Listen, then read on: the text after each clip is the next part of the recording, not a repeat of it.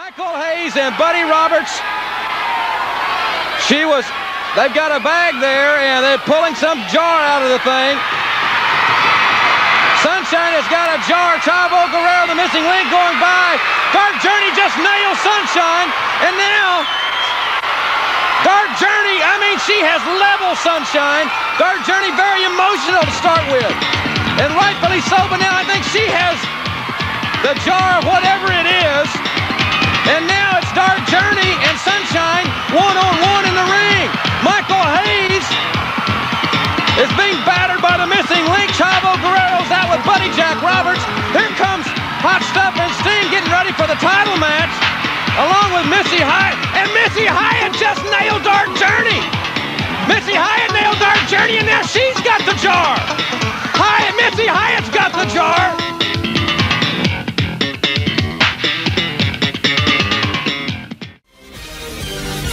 This is the Pro Wrestling Reflection Podcast with your host, the Professor Chalbello Veracruz. What a run! Mr. Wonderful Tommy Wonder. And I will take the powers of those that have no fear! And the prodigal one, JB. The cream, yeah. The cream of the crop. Now it's time to go back in time in the time machine. Dream, too sweet! The living legend, Bruno Sammartino. Austin 316 says I just whipped your ass. To be the man, you gotta beat the man. Woo! Look at this. He's I don't believe it.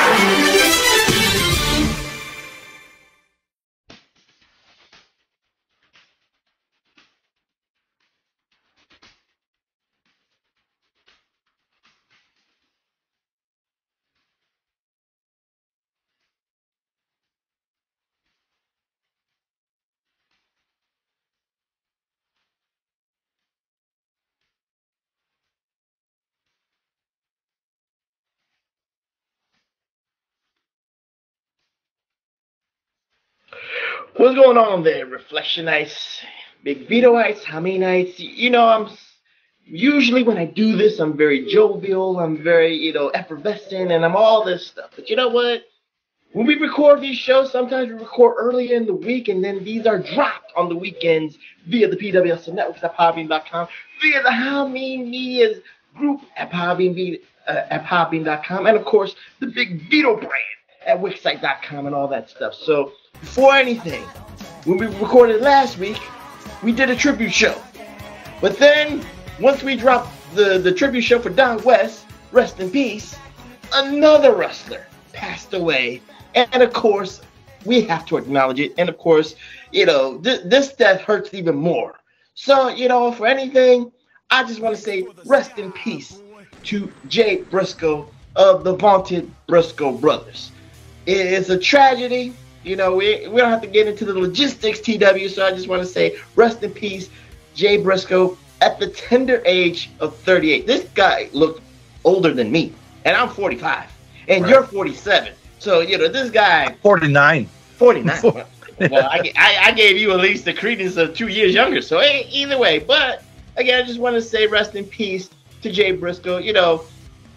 He's the effervescence, if you will, Reflectionites, of the 2000 wrestler. And what I mean by that is the millennial wrestler, the man who broke into the business like 2002, 2003 at the tender age, TW, get this, of 18 years old. This is like old school. He is so old school, it reminds me of Terry Gordy breaking into the business when he was like 15 years old. Or like Bobby Eaton when he was breaking into the business like 15 or 16. When you do like, fake ID cards saying you're older. But you know how the wrestling business is.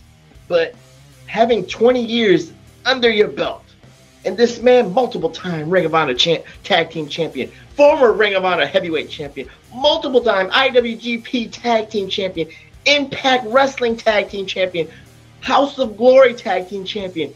They could have went to the WWE, but you know what? John Laurinaitis and Vince McMahon, this is one of those times, and I'm glad that they didn't see what we saw, that the wrestling fans saw, the character, which is not a character. They were real-ass tough dude chicken farmers. That's what they were. That's what they presented to us. They were just realist as can be. And just the way they died, we don't have to talk about like I said, TW, the logistics. I just want to say rest in peace to Jay Briscoe. As like the song says, reach for the sky, boy. And TWs want to say anything, go ahead. I don't want to say negative things, so I'm not going to say what I was been thinking.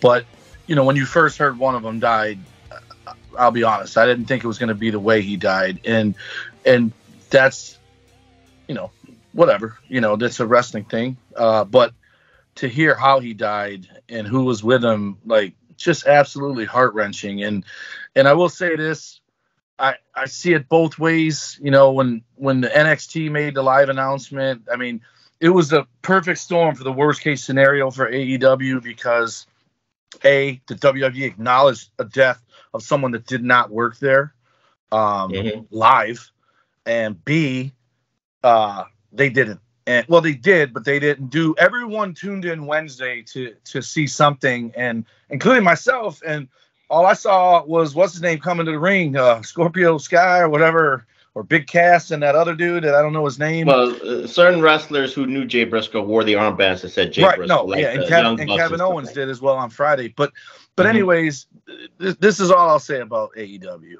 Obviously, they had discussions with Warner about these guys because they couldn't put them on their TV at all. But this is a situation where I 100% believe in it's easier to ask for forgiveness than for permission. I would have just done it. I wouldn't have asked. I wouldn't have brought it up. It was the next day. I would have just did it. And but at the same time, Tony Khan did what he probably thought he was supposed to do, and that was talk to them about it. So I hope the heat's died down for him on that because, for one, he's the one that told everybody. He's the one that broke it to the internet. And for two, I'm sure that dude, you've seen him hug people. I'm sure that guy took it pretty hard, right? So I hate when people beat up people on the internet like that. So I just think, in my personal opinion, he should have just did it and asked for permission later. But he did what he thought he had to do. It's a business at the end of the day. I thought it was refreshing that WWE did what they did, even though it was NXT. And so one thing I do want to say is I read this morning and I sent the link to Travis and Matt in North Dakota. Both of his daughters, oh man, I'm like fucking crying. The one was thought to be paralyzed and she regained feeling in her legs and she regained movement. She's got a long way to go. The other one's in a back brace.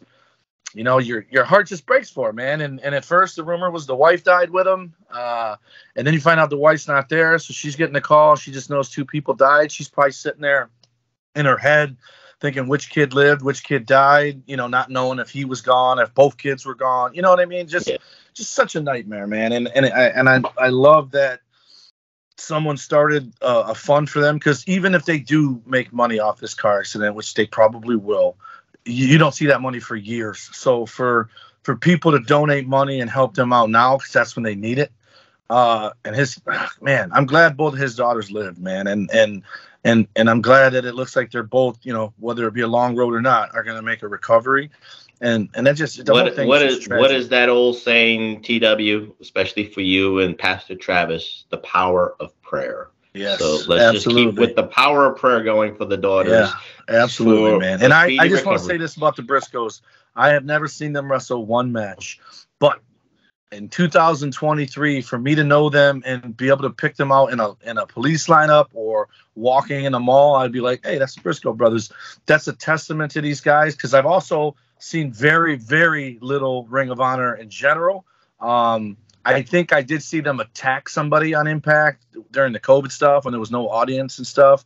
But actually, they came about 2022, not 2020. Okay, whenever, well, they got such a small audience, it might have just felt like it was empty. But but I had just listened to Dax Harwood's podcast about their trilogy, and I was actually just getting ready to try to ask you how to watch those 3 matches and just give them a shot because they just screamed ECW to me. Like whatever it was about them, just screamed ECW. And again, this is me just speculating because I never saw them wrestle, but it says something about those guys that they never ever were not only WWE, but they weren't in Impact when Impact could have had them, you know, or AEW, but everybody knows who they are. You know what I mean? That's pretty remarkable. And I read today that their dad's name is Mark Briscoe, so they're not Jerry or Jack Briscoe's kids.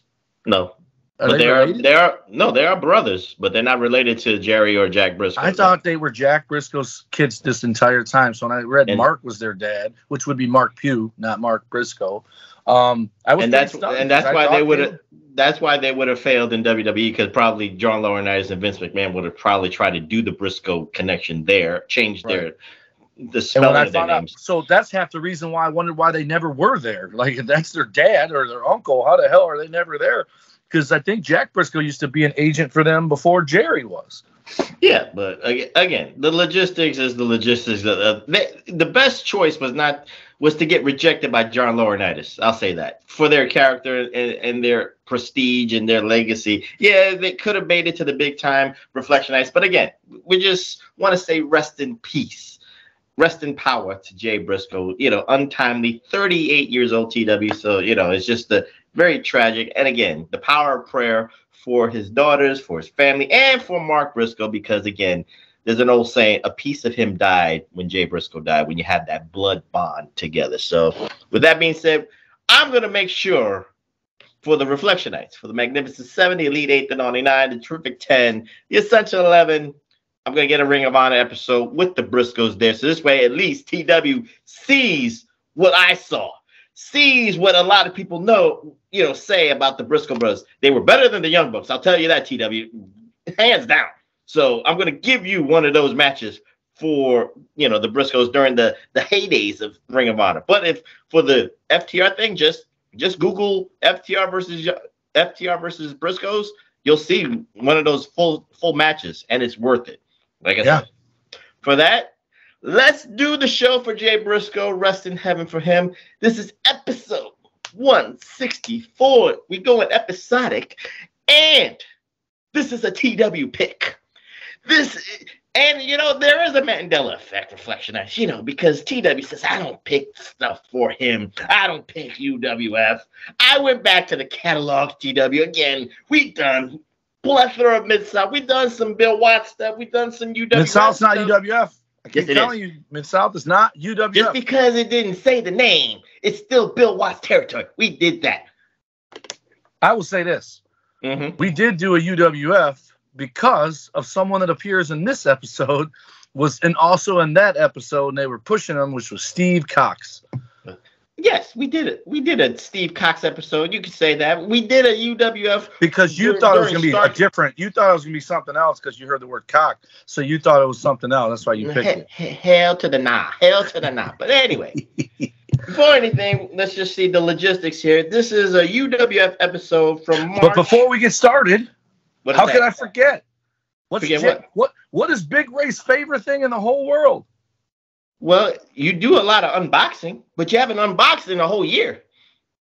Oh, damn, you got a pro wrestling crate. And before we do episodics. It came in the mail today, and guess what? Remember how we went round and round about whether I should just do it for a year, do it month to month, do it for 6 months? By doing it for a year, I end up getting one box free. I got an email the other day. You know what that email said? This box is free. They're discontinued. No. Cost-wise. I already paid it. Mm-hmm. So they discontinued the 1 year and 6 month subscriptions. They're all month to month now. And basically, since I already paid, I'll get it for the year. But once that's up, but they said they're probably in February of 2024 going to revisit it. But for the next year, they're not doing it. So that means in the future, because when I open this box up, there's going to be a hint at what next month's going to be. Mm-hmm. And then I can just say, I don't want that box. Whereas I did it this way to get it cheaper. So are you ready for unboxing? I am ready. And TN Coupon is ready. Donna Destruction is ready. Big Ray is ready. Philip Scott Wood is ready.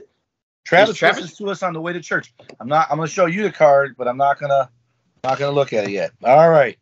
First thing out the rip is a shirt. Mm-hmm. And it's only a guy. This dude's he's from here. Okay. Speaking of Ring of Honor, Danhausen T-shirt. He is evil. Oh my God! Is that a t-shirt or a sweater? It looks t-shirt. Okay. And I don't like the design. It looks ugly. It really. I couldn't have got a worse second shirt. Oh boy, John Moxley, Bruiser Brody. Bruiser Brody. What, you don't like Bruiser Brody? Uh-oh. This girl's popular, and I don't understand why, but I'll drink out of this koozie for sure.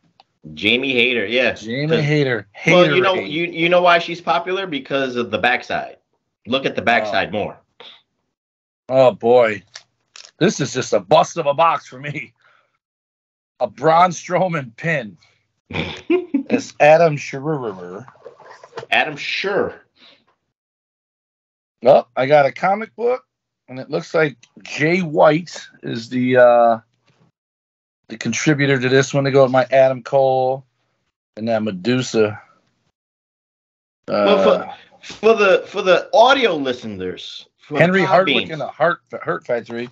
This might be your shit right here. Wait a minute. Before anything, I just want to say this to the audio listeners. The video ones, they can see the facial expressions. But I just want to say the facial expressions for TW, for the audio listeners, Reflectionites, has not been good. It's been a thumbs down, but he was a little bit happy about something here. So hopefully this picks it up a little bit.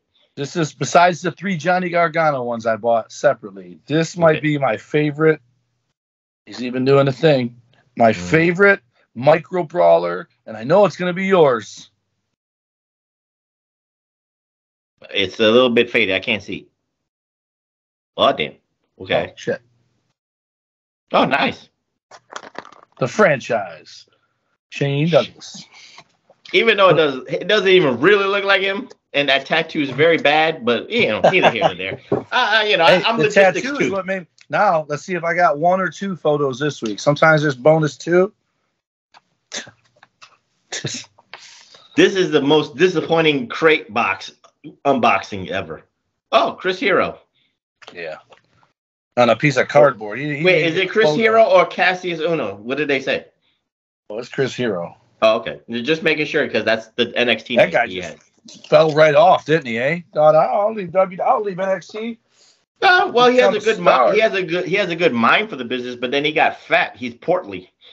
Oh, he's fat's an understatement. So yeah, he's always pregnant. He's always 9 months pregnant.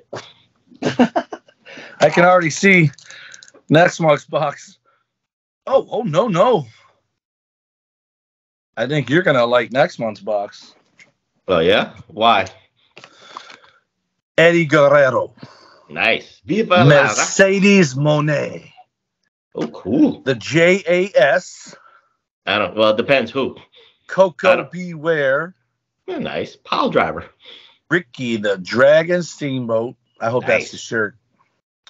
And your favorite, I saved for last. Another ECW stalwart. Mm-hmm. Formerly Man of War. Portuguese Man of War. Just incredible. That's a better listing than I guess this month for TW. The first unboxing Reflectionites for TW in 2023 was an abysmal dog shit. So, hopefully next month, I'm already excited for next month more than this month. So, this month was a flat meh, in my humble opinion. So I guess you agree with that, TW? Yeah. Okay. I'm going to use the Jamie Haterade sleeve. I'm going to take that on my cruise. I'm just saying, you got hose on the Danhausen shirt. That's an ugly shirt. There's better Danhausen shirts. That shirt has 100% better opportunity of me wearing it than a Bruiser Brody shirt. Yeah. So Bruiser Brody did my boy Lex wrong. Well, he deserved it. Like did it? It was green. Well, Bruiser Brody don't play that, but again, well, you know what? That's a future PWR episode. We'll do the Bruiser Brody Lex Luger conundrum, maybe. You see, you're giving me ideas, always off the top of the dome. But anyway, this is your show. This is your pick. Technically, supposedly, this is your first ever pick. No, it's not. You've always given me suggestions, and I've always followed through. But neither here nor there. No, first ever UWF. Okay. Anyway, UWF, March 14th, 1987. And TW, this one I want to talk about in a different scale because, again, this is episodic and there's a lot of things going on here. But let's start with let's put a little dabble of the what if scenario here. And follow me here with this. What if Universal Wrestling Federation, in your humble opinion, took the number 2 slot? I wouldn't say the number 1 slot because you follow me where I'm going. Number 2 slot, overtaking Crockett, overtaking the NWA. Because when you look at UWF, it's Mid-South, UWF, and Bill Watts. Every UWF show that I saw, it was a lot of emotion. It was energetic. The fans were going crazy. You had the combination of like Memphis-style blood feuds with a little pizzazz and jazz to me. And Bill Watts knew how to kind of like mixture both of them in. So he had a different niche in the Southern wrestling kind of storylines, if you will. I'm not discounting NWA. I'm not discounting Dusty Rhodes. He did long-term storytelling. And of course, that's the Southern style. But to me, UWF and Bill Watts had a mixture of like I said, little pizzazz, little sizzle. Some entertainment with the grit. So what say you about the what if scenario? What if they took over that number 2 slot and try to keep up with Vince McMahon? Again, we know the people like Coco Beware, Jake the Snake, Ted DiBiase, Hack Sergeant Duggan. They left. They left Bill Watts to go to New York. They went to Connecticut. I got that part. But we're doing the what if. What if they overtook NWA to keep up with the Joneses of Vince McMahon? Could they have done it, in your humble opinion? What I liked about UWF is A, it felt real. It felt like sport. B, the bad guys were bad guys. The good guys were good guys. C, there wasn't too much like glam, like a Ric Flair robe or whatever. I mean, Buddy Landell come out there with his robe. You know what I mean? Like, like everyone seemed more like athletes, if for better lack of a better term, or monsters like One Man Gang and Big Bubba Rogers. And I think they let everybody do what they did best, right? I was a big fan of Savannah Jack, but I could not tell you if that dude had an accent, if he talked regular, or if he sounded Southern. You know what I mean? Like accent like from Jamaica or something. I have no idea. He wasn't Kofi Kingston. No, he wasn't Kofi Kingston. But he might have did the jive talking, but he wasn't Kofi Kingston. Right, but the guys that couldn't talk just didn't. They did their talking in the ring, right? Terry Taylor and Chris Adams, I completely forgot they were tag team champions first. And then I think it was Adams turned on Terry to join Hot Stuff, I think. And they feuded over the TV title. It was Terry. It was Terry. The other way around? Mm-hmm. I remember Chris Adams being a bad guy, though, for some reason, for a minute. That's world-class history. Right, yeah. So Terry turned on him. They feuded over the TV title. I think Adams took it from Savannah Jack in a super kick. Like, their feud was about the super kick. And then Terry got it from Adams with help. Well, don't give it a whole this isn't the episode. I know. This episode, they're tag champs. This is the beginning when they first got there. That's the other thing I liked about it was Terry Taylor in his promo said, "We came to this area." I liked that stuff. Like, hey, you know us from somewhere else, but we came here because this is where the competition is. It's funny you say that. I actually hate that he said this area because you know why? Because makes it sound regional. Yes, because of the name of the organization is Universal Wrestling Federation. You don't say but area. That's 40s-year-old professor talking. To me as a kid, I just think that meant those 3 letters. You know what I mean? Like, I get you. But again, we have to be real with this because again, in hindsight, you should make it sound regional if you change your name. You talk about remember the 80s, WWF and even NWA and even AWA, they never called themselves an area. They call themselves the major leagues. Universal or world. Right. Yeah. So, when you say area, then you're not big. That's the problem. That's an old timer talking old timers. All it was is what I'm saying. I get you. So, but you have to acknowledge the full I took it as a tip to the hat of, hey, you know who we are, but you've never seen us here. And that's what I liked. Like, we've done all we can do here. We've done all we can do there. Now we're here to kick ass and take titles. And I appreciated it. Right. But yeah, in hindsight, it's not very good to call it an area, especially if he'd have said territory, it would have been even worse. Because territory to me is more of a lingo. That's behind the fourth wall talk. Whereas area is, they have like you just said earlier, I grew up calling it New York, but you called it Connecticut. But Atlanta, New York, that's what they were called when you're in the business. And someone said they got a call. The next question would be Atlanta or New York. And they'd be like, Mid-South, you know, whatever they say, whatever. But at the end of the day, I do agree with your sentiment that, yeah, they shouldn't have did it. But as someone who appreciates why he said what he said, he was introducing himself there, but letting people know just because you don't know who we are doesn't mean we're not good. And here's the belt to prove it. And Terry took his belt off and held it up, right? So that's what I liked about it. It's cocky, but as a babyface, it's not heelish. So then based on what you're saying, you don't think they could even overtake in NWA as the number 2 behind WWF?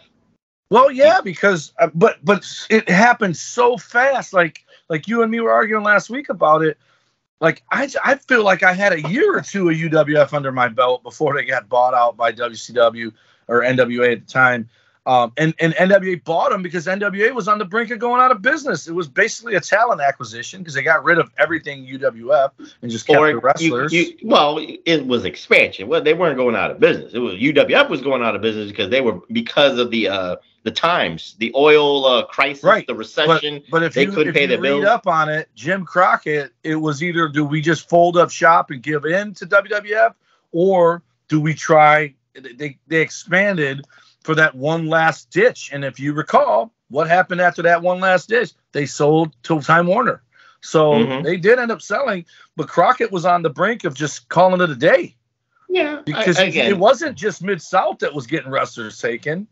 I mean, you're talking 87. You're a year away from the Tully and Arn going there. Barry. Flair's 3 years away. And you know they all came back. If you're saying 87, that's 4 years away. But again, that's he's 91. My bad. Yeah. I'm thinking he was 90. But Mark Callis left. Sid Vicious left. Danny Spivey left. Like every fucking skyscraper left. Teddy Long eventually, but I think he might have came over when they bought WCW. But what I'm saying is Jim Crockett, they were in financial problems, but the UWF was a way to talent acquisition. And you know, you added bodies, you added territory where you could run and not be, you know, beat up in the alley for running their town. But the one thing, we already know this, especially in the 80s. We did our what if reflectionizing, and we both kind of agreed that the UWF couldn't do it because realistically they would have had to bought the WCW to do it. Right. The only ones that were doing pay-per-view, the only ones that were doing closed circuit was Crockett and Vince. And we don't even know. We don't have to go with the numbers. We know Vince won this. AWA did some closed circuit. Only one. Oh, well, they did close. Only one. No, it was local. Only NWA and WWF were doing nationwide closed circuit. Okay.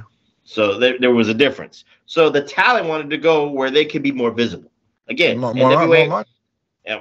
Make more money. But NWA offered you TBS on a 605 basis. And WWF was syndication on the weekend. And for UWF purposes, for the Professor Reflectionites, I had to go on the UHF channel 68 in the East Coast to watch UWF, which I was happy to. Don't get me wrong, but that doesn't mean you're making money. So that I'm just trying to say that's realism. I saw it on ABC. Oh, good for you, right there.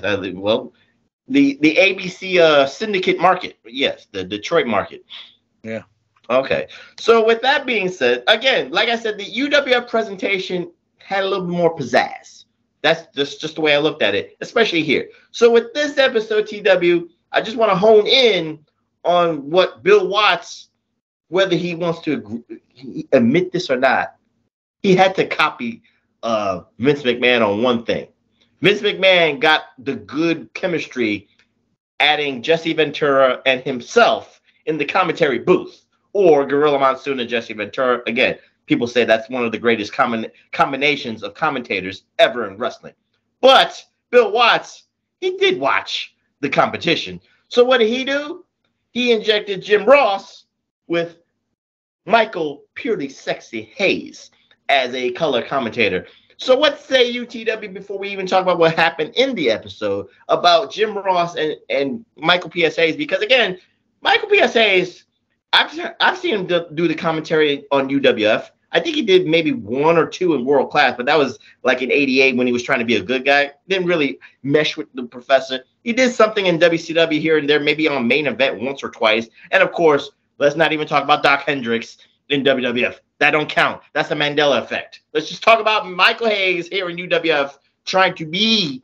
Is he trying to be Jesse Ventura, or is he trying to just find his own niche? What say you? I absolutely loved Michael Hayes.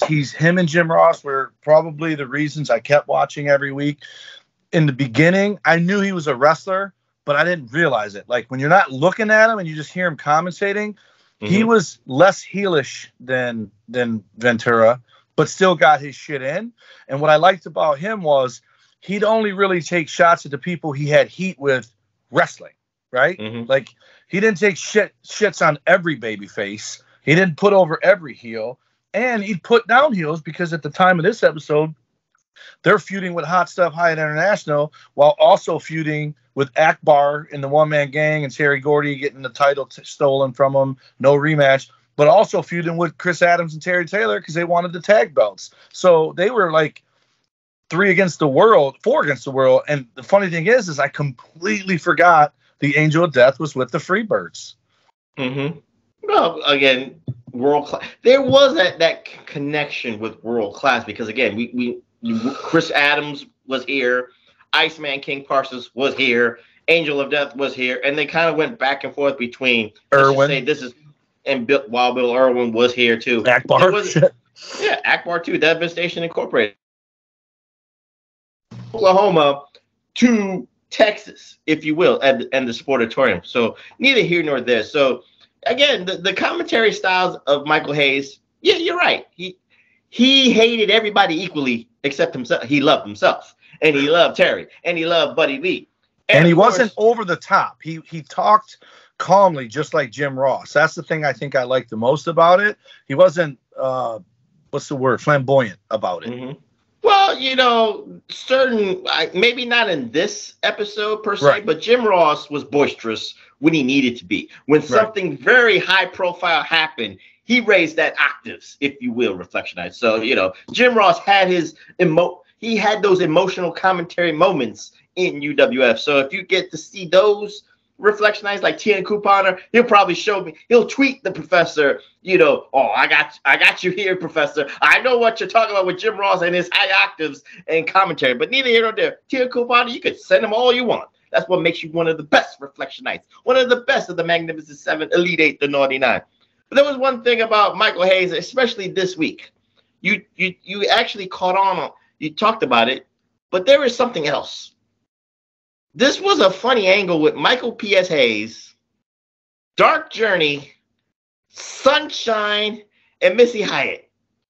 What I kind of found, it was actually funny because I forgot about this. Again, I can't remember everything, even though I'm the Professor, I know everything. But TW, they were the ladies were all fighting over Michael P.S. Hayes cream. I don't know what kind of cream we're talking about here, Reflectionites. And for the ladies, it could be the love juice of Michael P.S. Hayes. I don't know. Yeah. It could be some aphrodisiac cream where he can attract the ladies. But Sunshine, who was associated with the Freebirds, it's kind of funny because, Sunshine in World Class was feuding with Jimmy Garvin and, of course, Precious, and she was the good girl there.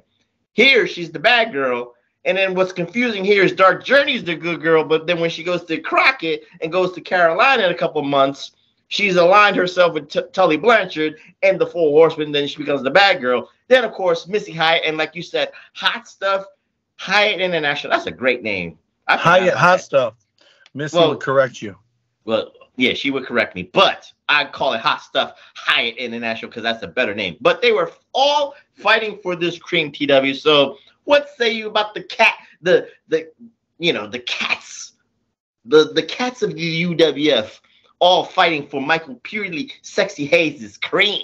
We don't even know what kind of cream it is. So I remember, and I don't know if it was World Class or if it was ended up being UWF. I remember that cream being put on someone and making their hair fall out. Like it was a bald cream. Oh, unless I'm mixing other shit up. But Precious, man, She has. Well, you know what? You're probably right, because the beginning reflection. I didn't mean to cut you off, but the beginning was Sunshine did not want to get this cream on her because Dark Journey had it in her hands, and it looked like, you're right, she wanted to put it on Sunshine. So maybe you're right in some instance that maybe her hair would fall out, she would be bald, and all this stuff. So we don't know. So I'm actually giving credence to you, because the way Sunshine was afraid of it, but still she wanted that jar. She wanted that jar of cream in her possession. So go ahead, TW. I'm sorry. Because if she has it, she ain't got to worry about them putting it on her, and vice versa. She can put it on whoever she wants. Mm-hmm. But Precious, God bless her. She got a face only a mom could love. Like, I don't just. Well, Precious wasn't in this episode. Whoever the Sunshine. one, Sunshine, that one. Yeah. Mm-hmm. Good Lord, man. Good Lord. Like, you look at some of them, like Missy Hyatt was cute. You know, there's times when I thought she looked kind of, downriverish, if you will, but she was always cute. And good Lord, Sunshine was not, or whatever that girl. What's her name? Sunshine. Precious was cute. Sunshine was like the knockoff of Precious, right? Well, Sunshine was first. Precious was married to Jimmy Garvin, and then she was just injected. Right. So Jimmy Garvin had Sunshine, and he ditched her for Precious, or she ditched him for someone else, and then he got Precious in her place. Well, the logistics was Sunshine was first. Jimmy Garvin cheated on Sunshine with Precious, even though they were already married. So they injected that love triangle, and then Sunshine did her own thing. Gotcha. Yeah, Sunshine, God bless you, but yeah, she wasn't. I don't understand. She was married to someone else to get that job, is what I'm thinking. Maybe she married Buddy Landell.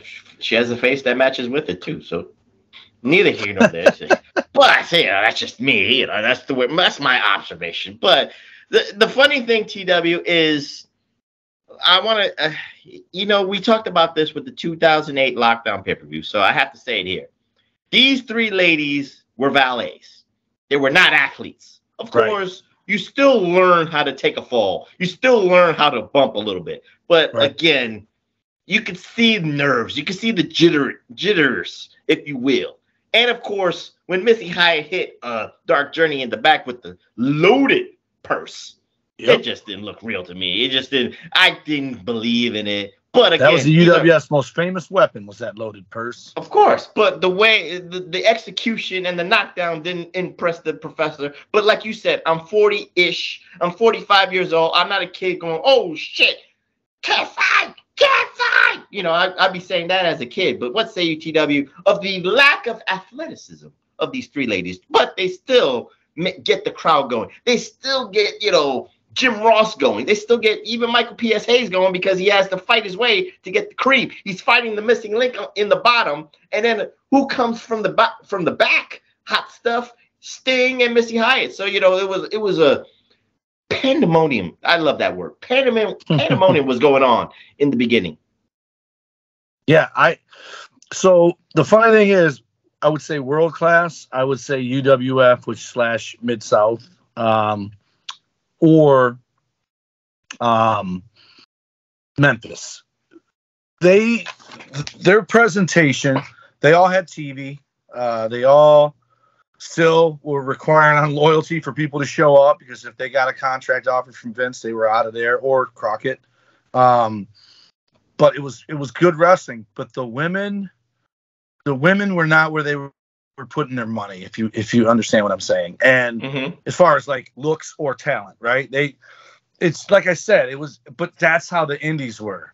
If you were on an indie show and there was a girl on the show as a valet, not a wrestler, those started coming around later. Like, there weren't a lot of women wrestlers to begin with. So a lot of times, like even still around here, you'll have a girl take on a guy because they don't have another girl to have the girl wrestle, because there's not any in this area, or they're just unusable, right? So, but these promotions, when I started wrestling in the indies, felt like those promotions. Like, it was someone's wife, it was someone's girlfriend, it was someone's daughter or cousin. They just used whatever they had.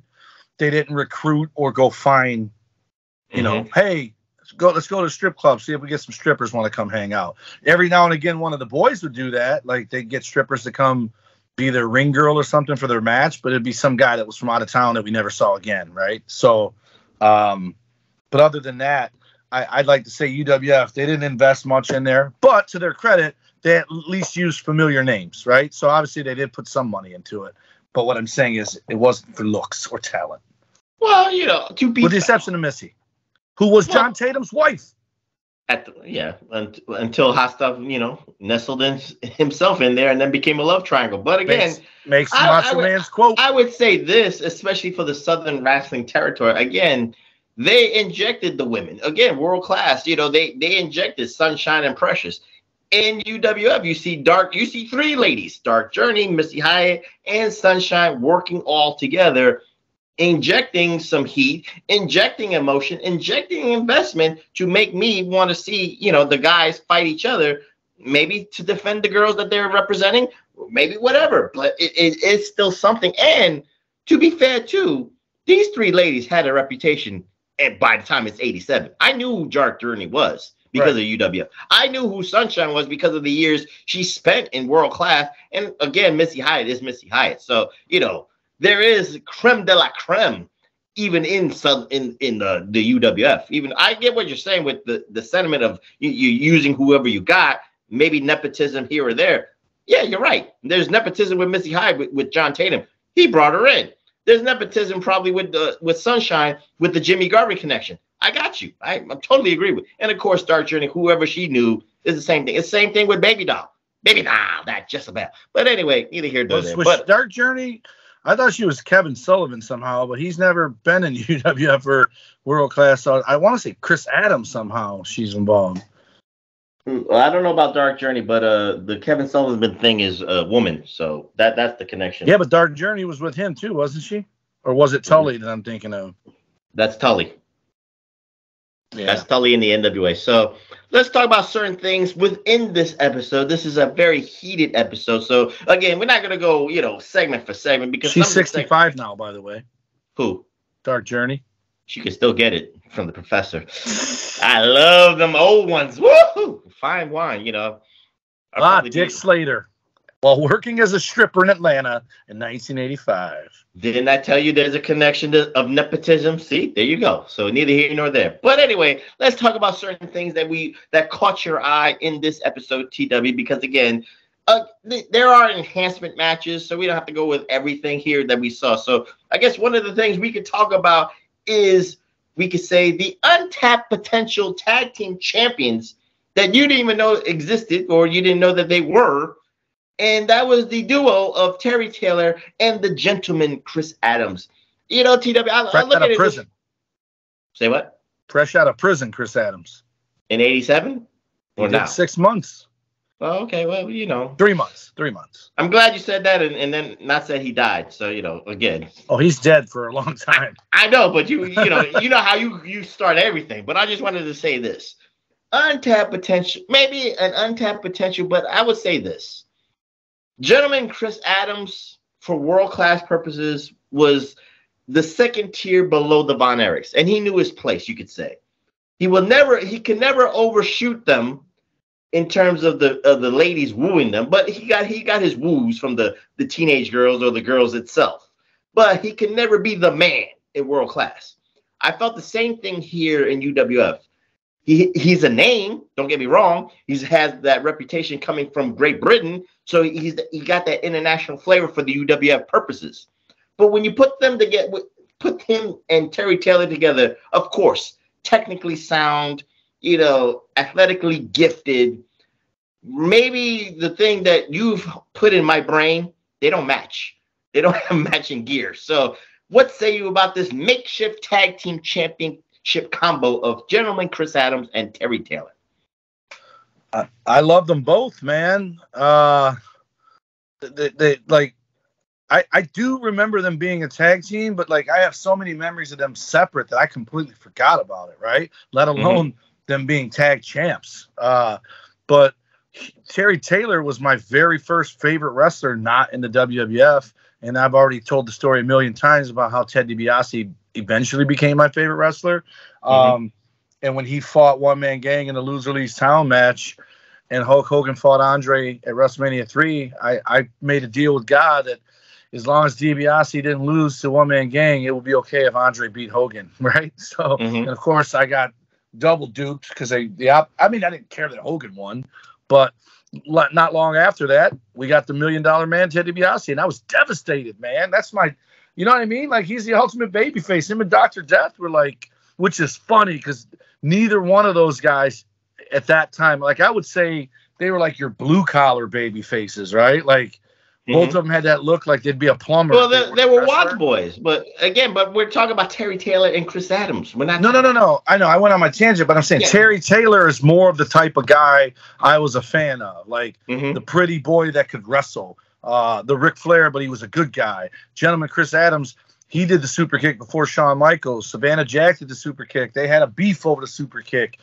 Just so much stuff, and Chris Adams was always that number 2 champion, right? And then Terry went heel. And I always loved Eddie Gilbert, even though he was a heel. And obviously this is where Sting entered my wrestling life. And I love Sting there. He was the Muscle back then, Rick Steiner. But Terry Taylor and Chris Adams, they made sense as a team. I mean, they had that Rock and Roll Express, Rockers, baby faces, one dark hair, one blonde hair. Those that they did that. So for the girls that like blondes, here's Terry Taylor. For the girls that like brunettes, they came. Adams. Did they come? They came before the Lightning Express. Yes. So the Lightning Express was towards the end. Yeah. Right. So with that being said, again, they're athletically gifted, technically sound. Yep. But again, like you give handsome. Well, Terry Taylor ain't that handsome. And Chris has that little pudgy, like, he looks like his face is melting with his chin down. But he had an accent, so that makes up for it. Okay, but neither here nor there. But he's no Gino Hernandez.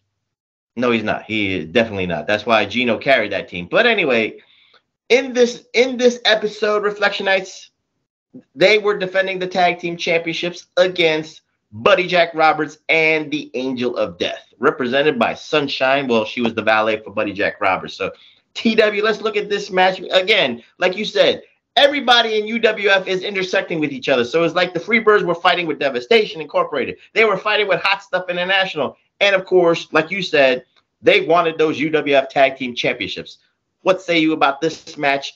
And, again, Buddy Jack in a six-man combination match with Terry Gordy, with Michael Hayes, he's the heater. He's the spark plug that makes a 6-man match go. Him trying to carry this match with the Angel of Death, I don't know. Just me, I guess I'm looking at this, again, 45-ish. It just doesn't mesh with the Professor. I guess I would just love like Michael Hayes and Terry Gordy be the tag team, not Buddy Roberts being like the manager in the background. Right, and then add Angel of Death for the 6-man, yeah. Yeah, so what say you about this match? You and I are on the same page. It wasn't that good. It was just all over the place. And it was, you know what it was? It's the epitome, and on both sides. It's the epitome of throwing 2 single guys together, right? There's something to be said for 2 singles guys to get thrown together and then do tag team moves, right? I've seen it a million times. I forget what match I was watching. It was either recently watching Raw or SmackDown, or it was watching an old Peacock thing where it was clearly 2 singles guys, but they started doing tag team moves together. Like they took the tag team part serious, right? So you have this match where basically it's like these 2 are doing spots, these 2 are doing spots, and at the very end, it absolutely 100%, based on the commentary and everything, looked like it was going to be a dusty finish where it was just nobody won. It was no contest.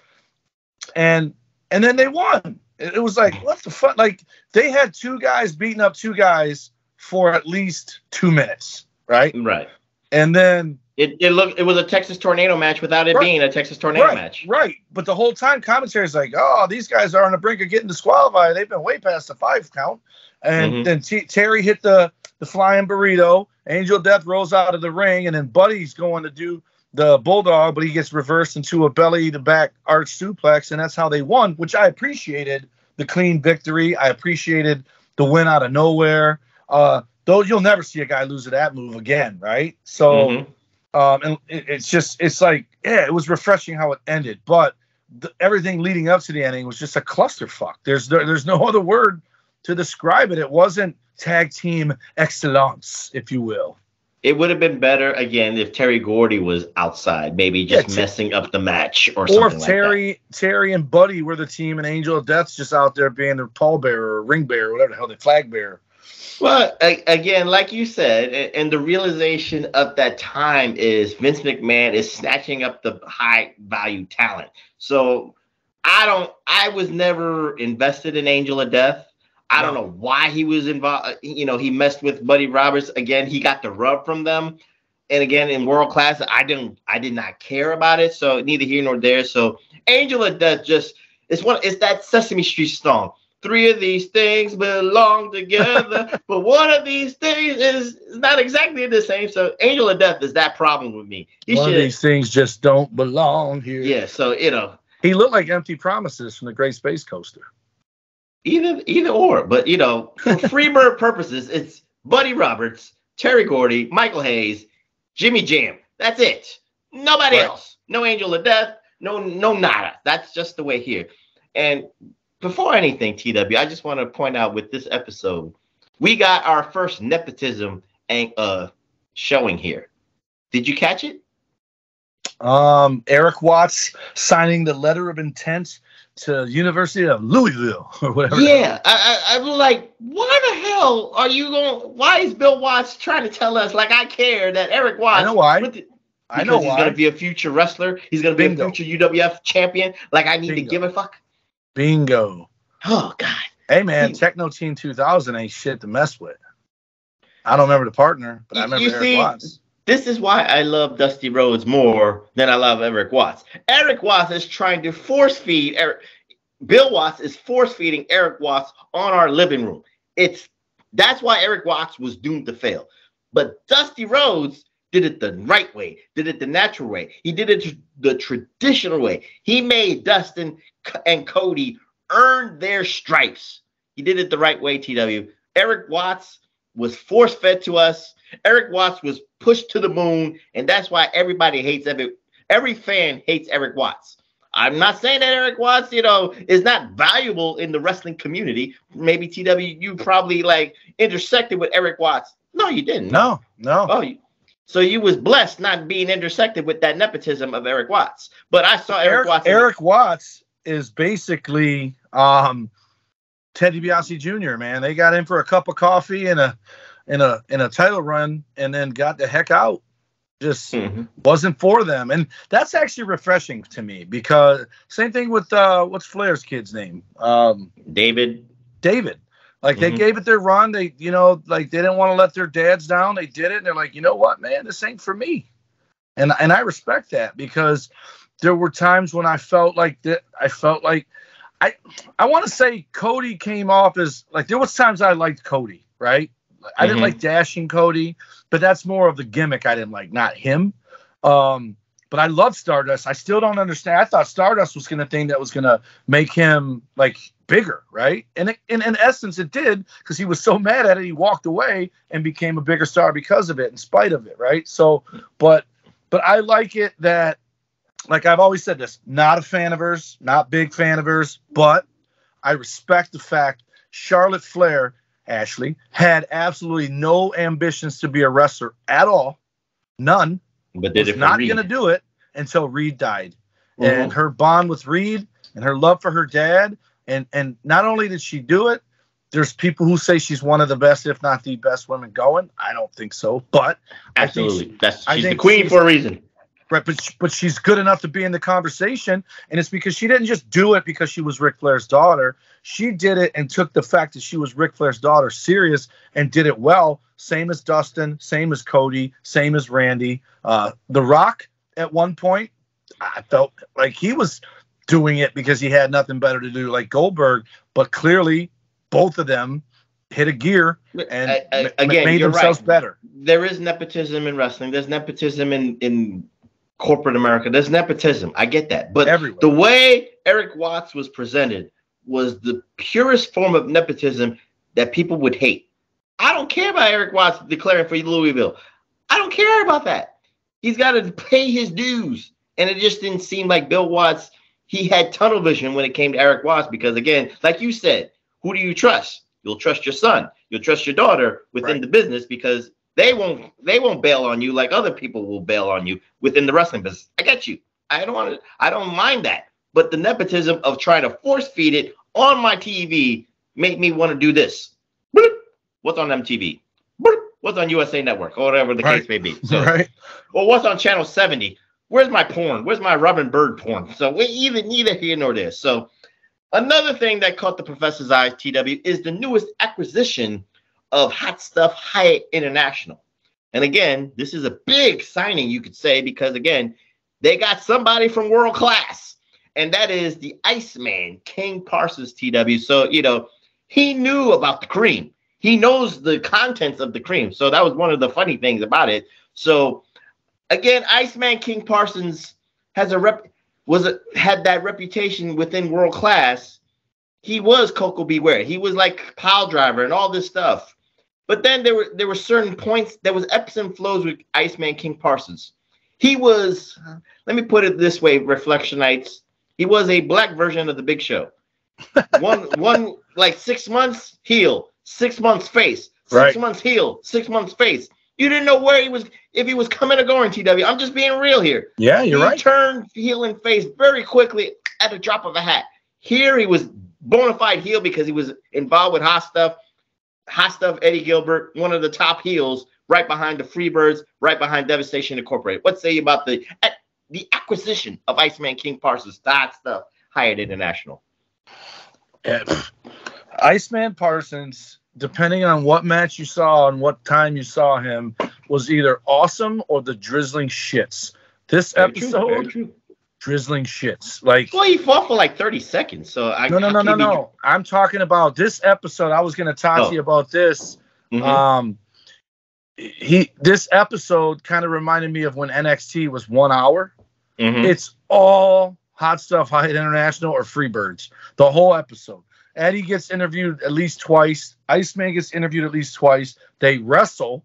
Freebirds get interviewed. Hack Bar and them get interviewed. Terry Taylor and them get interviewed. So in this 1 hour, it's all about like three things. And because even DiBiase's part was with Iceman. And Iceman, to me, was better as a babyface than a heel, which is hard to do, right? Like, that's hard to do because being a babyface is hard. But he was likable. Him as a good guy, his move was like the Killer Bees did it. The Bee Sting was his was called the Romper Stomper, and it was endearing. Like when you saw him do it, you just liked him. He was infectious. But as a bad guy, he was just cheesy and some of the you could tell he didn't have a clue what he was going to say. Sometimes when they turned the mic over to him, like he even did the one thing where he said, Chavo, Missing Link, you guys are my friends in my face, and then you just stab me, but never says in the back. Like, how do you forget that part? You say they're my friend in my face, and then you say you stab me. You're supposed to say you stab me in the back so that you get sympathy, right? Like, they're not stab. He made it sound like they stabbed him to his face. And who was he calling the super skinny guy with 2 50-pound sledgehammers in his back pockets? Was it a DiBiase? Or was it Steve Cox? Or Steve Cox? It might have been Steve Cox because he called what's his name, Jailbird. That's what he called Chris Adams. But then he called Savannah Jack Oreo. And all I thought was, whose idea was that? Like, did Bill Watts go up and say, hey man, what's something black people say to other black people to make them mad? Oh, we call them Oreos. All right, man, go out there with some Oreo cookies. Or did he come up to him and go, hey man, I want you to go out there with Oreo cookies and call him an Oreo? Well, you know what? It's funny because, again, you're right, because within this episode, it was dominated by, you're right, the Freebirds dominated, Hot Stuff International dominated, and, of course, Iceman King Parsons dominated. So, with that being said, at least I want to point out one thing. Dude, the guy that Savannah Jack defended his UWF television title with, I don't care his name. His looked like he was from Back to the Future from 1974, disco time. Or caveman. He had a bigger afro than the Jackson 5. Yeah, he was a white Samoan, he looked like. I don't know if he's a white Samoan, but he looked like one of the white Jackson 5. With Kurt Angle's outfit or Charlie Haas's outfit. Dude, he just looked. Did he deserve a television title shot? He did not look like he got a tag title shot and then a TV title shot. Where the hell, But I think he was a job guy, and that's how Eddie Gilbert got stuck with him, and that's why Parsons came out and said he'd be his partner, which is the weakest heel turn ever. You turned on them with words instead of an actual turn. That I didn't like that part at all either, because Terry Taylor and Chris Adams like, what's your problem? You and I are both in agreement that Iceman's Thunder was fucked up by this white guy with an afro and looking like a reject Kurt Angle. Mike Bohr. The funny thing is he looked familiar to me, and I'm like, I wonder if I wrestled with that guy, like if he's a Cleveland guy or something, and that's why he's down there Mid-South. The name is Mike Boyette. Mike Boyette, yeah, he Mike Boyette. Somehow, some way, that name and his look, I remember that name somehow. Mike, how you spell that? Boyette.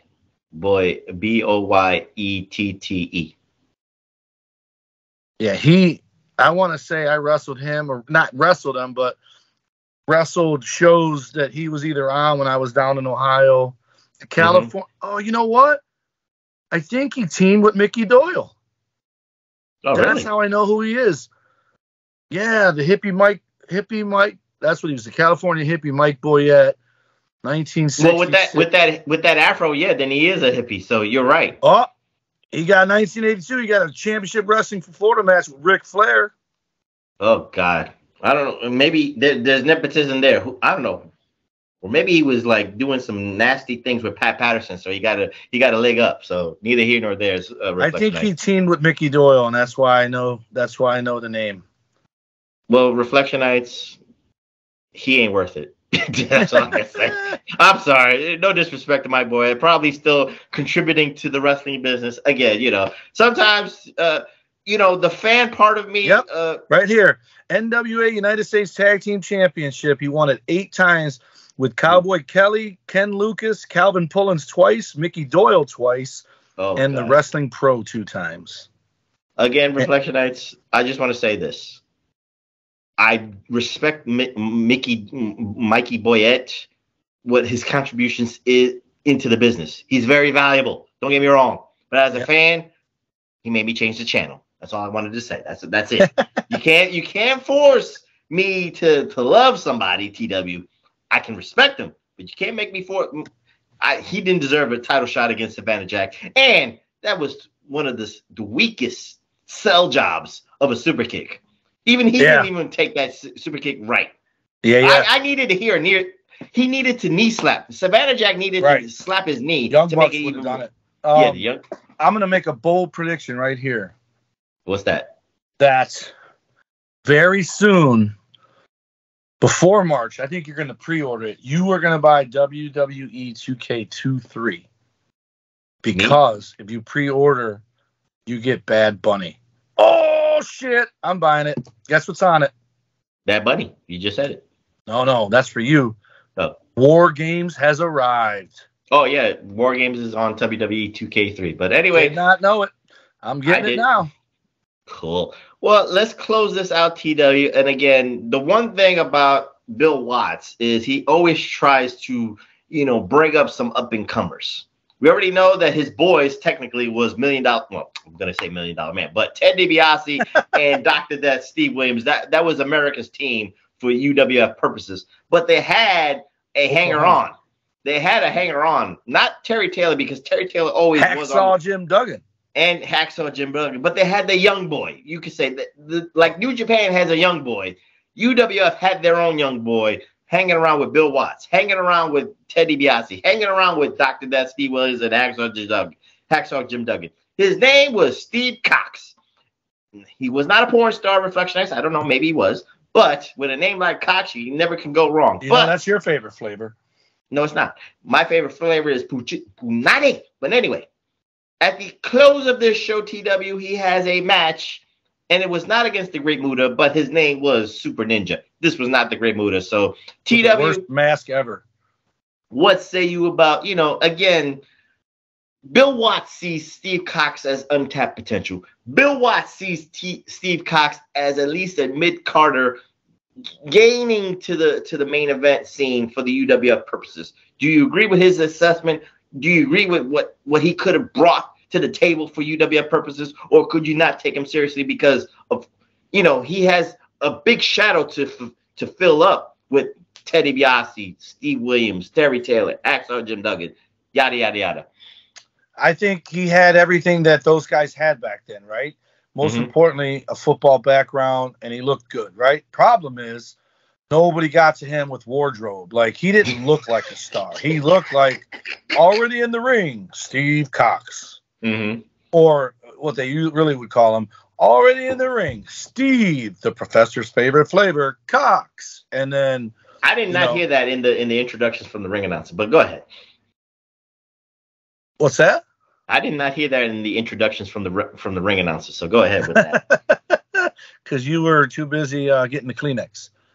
Well, again, TW, we understand what Steve Cox is supposed to. He's going to be given the push to the moon, if you will. So it's funny that you say the wardrobe. I guess he needed an identifiable persona. A look?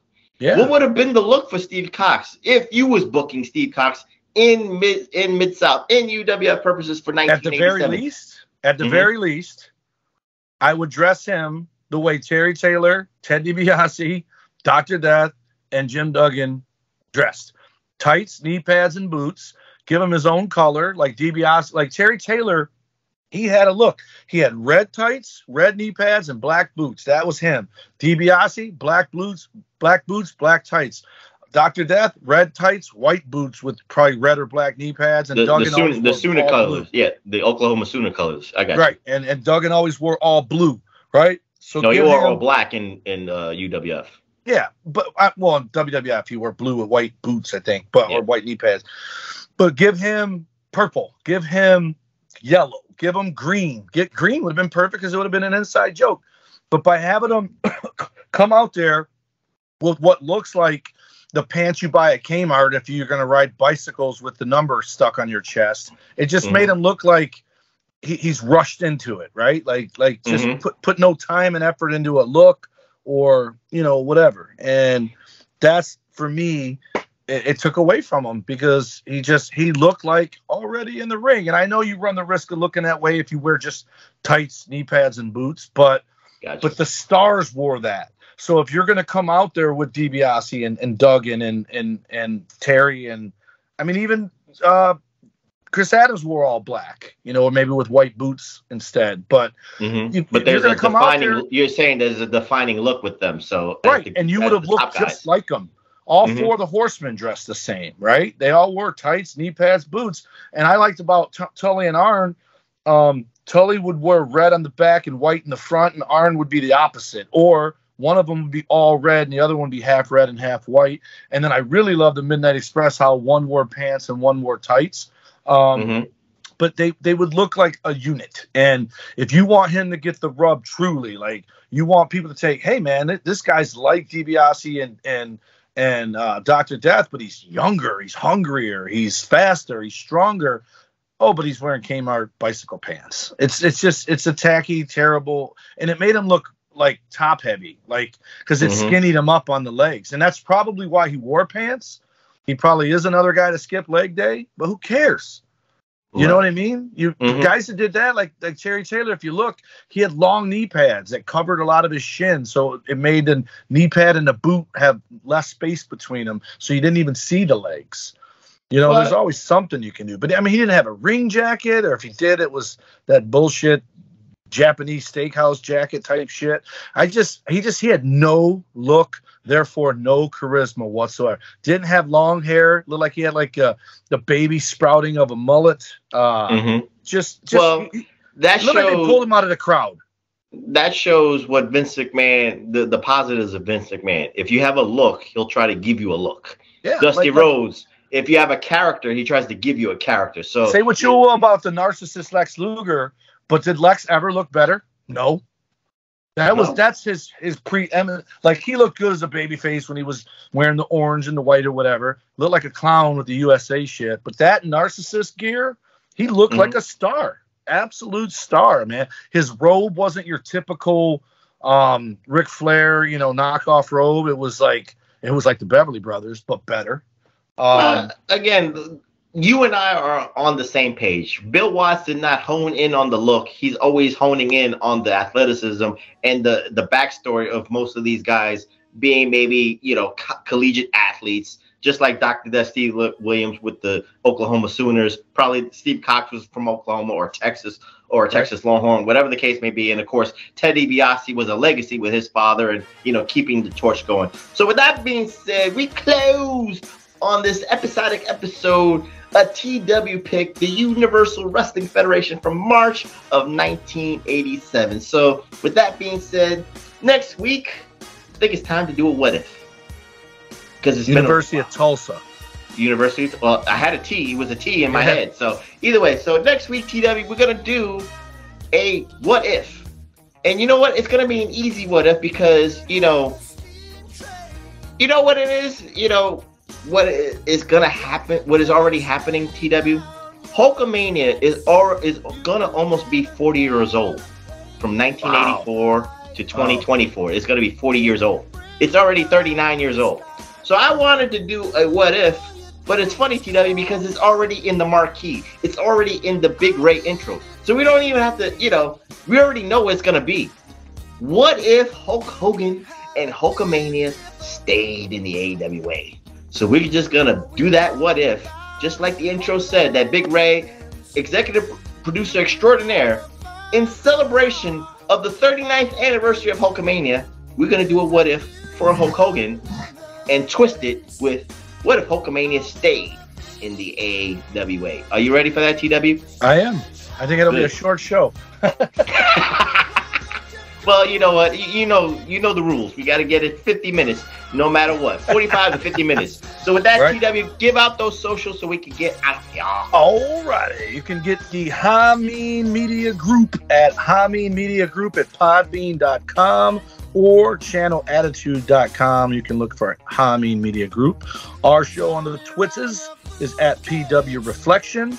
I always tell Travis, if I mention him, I'm going to put out his name, at Nuts and Bolts PW, and that Bolts is BOELTZ PW. Oh, by the way, is Travis blessing us like I told him like the last episode? You know what? That's what he meant. He told me he was, and I said, huh? And he never told me what he was talking about. So it was you saying it. So He listens to us on his way to church now every Sunday morning. So, and he asked me, he did tell me, he's like, hey, what ear or headphones do you use? I go, I don't use any. He's like, really? And I said, why? He goes, you sound great. Like, it's very clear. He says, I said, Professor uses the wired AirPods. He goes, yeah, he sounds like he's in a wind tunnel. Well, Pastor Travis, bless the earpods. Bless the wired earpods, please, for me. Yes. So, and of course, Big Ray, we can't do it without him. All of his handles for Twitter, Instagram, probably Facebook is probably at Big Ray Hernandez. But Twitter, Instagram, Snapchat, TikTok, all of them are at Big Ray Hernandez. And then mine are at TommyWonder19 is both Instagram and one Twitter. The other Twitter and TikTok are at the Tommy Wonder. That's the with an extra E in case you can't spell the. Facebook.com/Tommy Wonder and Snapchat #Wonder. And then Big Vito, him and Noel can be found at bigvitobrand.wixsite.com or patreon.com/the Big Vito Brand. Nice. And you can find me on my Twitter at PWHustle That's PWHustle Prof. And if this gets uploaded by 8-Track Brown, this will be on the PWHustle networks on the YouTubes. Follow my brothers in arms, Billy Ray Valentine at Obi-Wan, you know me, and of course the king of the reactions, 8-Track Brown at the number 8, TRAC Brown. And next week we're gonna do a what if Hulkamania stayed in the AWA. Probably will be an interesting kind of what if because the landscape of wrestling would forever be changed, and probably I would be subscribed to the AWA network to this day. So again, that's a little bit of a sneak preview of our what if here. So with that being said, I'm the professor. That's Mr. Wonderful, WWE Idiot's own Dr. Freakenstein. Tommy Wonder saying good night, and we'll see you next time here at the PWHustle networks at podbean.com for the PWR podcast. Peace. 2 thumbs down for the pro wrestling crate.